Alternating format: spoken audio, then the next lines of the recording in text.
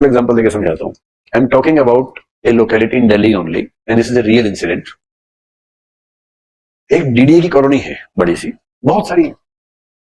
तो दिल्ली में डीडीए के बनाए घरों में 99.99% लोगों ने ऐसी मॉडिफिकेशंस या एक्सपेंशंस कर रखी हैं जो इलीगल है, अनलॉफुल है। हर जगह होता है, दिल्ली में भी होता है, मैं ये नहीं कह रहा दिल्ली में ही होता है। अब क्या हुआ कि डीडीए का एक इंजीनियर आया एक आदमी के घर में, उसने कहा ये क्या कमरा बना रही एक्स्ट्रा? बोले तो क्या हो गया, सब बनाते हैं। बोले हाँ, तो बनाने से पहले कुछ देते भी हैं हमें, तुमने कुछ दिया ही नहीं, ऐसे बना लिया तो 2 लाख रुपए। इसलिए तेरे पैसे है नहीं, सारे पैसे लगे बनाने में कमरा, कहां से दूंगा, चाय पी लो चले जाओ। उसने कहा अच्छा। तो डीडीए का नोटिस आ गया उसके पास, it has been found that you have done this this this and this, और हमें डिमोलिश करना होगा। Please give response within 48 hours, otherwise we will have to demolish your house. ये आदमी रिटायर हुआ था, खाली था, ऊपर से पढ़ा लिखा खाली रिटायर्ड, ये कॉम्बिनेशन बहुत खतरनाक होता है। ऐसे लोगों से पंगा मोल लेना ही नहीं है कभी। इनसे इनके घर के लोग परेशान रहते हैं। रिटायर्ड आदमी अपनी पत्नी और बच्चों को जीना मुश्किल कर देता है। दिन भर घर में पड़ा हुआ है, बोलेगा यहाँ साफ नहीं हुआ, ठीक साफ करो, हाँ साफ करो, झाड़ू ऐसे लगाते, दिखाओ ऐसे लगाते, चलो लगाओ पूरा। 24 घंटे तबाह किए रहते सबको। रिटायर्ड आदमी से खतरनाक कोई जीव नहीं है। अब इसको काम मिल गया तो उसने बनाया आरटीआई और डीडीए को भेजा to the public information officer, DDA, new Delhi. I am the citizen of India. Under the provisions of Right to Information Act, I want to seek this information. अब क्या लिख रहा है? I live in this colony.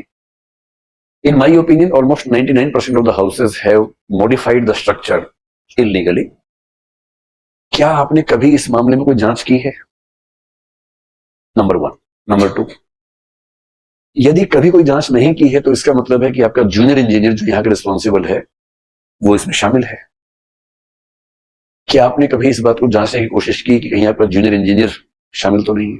Number 3, अगर अभी जांच की जाए और साबित हो जाए कि 99% हाउसेस गलत तरीके से बने हुए हैं, who will be held responsible and what are the punishments provided for such case of corruption? और ऐसे ऐसे करके 5-6 क्वेश्चन लिख दिए।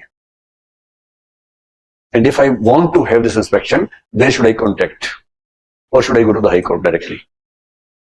ये सब करके भेज दिया। उसने कहा 48 घंटे में जवाब दो वरना हम तोड़ देंगे। इसने जवाब उसको नहीं दिया, इसने आरटीआई में पीआईओ को जवाब दिया। फिर वो इंजीनियर शाम को उसी घर ही आ गया। अच्छा भाई साहब मजाक चल रहा था तो बुरा ही मान गए। क्या भाई साहब ऐसा क्या है? अरे चाय पिला दो, आप टेंशन कर रहे हो। बोला नहीं, चाय वाली बात तो कल की थी, अब 2 लाख रुपए दो आप मुझे।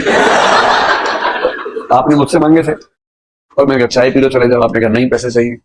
अब मैं आपसे कह रहा हूं कि ये तो पैसे दो, नहीं तो मैं छोड़ूंगा नहीं। सारा मोहल्ले इकट्ठा हो गया क्योंकि सबके घर दांव पे लग गए थे। सबने समझाया कि छोड़ूंगा नहीं, छोड़ूंगा नहीं पैसा। मैं तो अपना घर तोड़वाऊंगा, मेरा बहुत मन है कि मेरा घर टूटे। अगर आप सबका मन नहीं है, आप पैसे इकट्ठे कर लो इससे सब मिलके। 2 लाख रुपए आएंगे तो चिट्ठी वापस होगी, नहीं तो आरटीआई तो हो गया रहेगा। फिर सबने मिलके गुल्लक निकाली अपनी अपनी, उसको दिए पैसे और फिर जाके रुका। वरना पता क्या होता उसके बाद सबके घर टूटते। तो फिर उसने कहा कि मैंने गलती से पत्र लिख दिया था, किसी और को लिखना था, बाई मिस्टेक वहां से लग गया, प्लीज इग्नोर द लेटर। तब जाके मामला सॉल्व हुआ। खेल समझ पा रहे आरटीआई का क्या होता है? एक ऐसा न्यूक्लियर वेपन है जिसका इस्तेमाल अच्छे बुरे हर तरह के पर्पस के लोग करते हैं।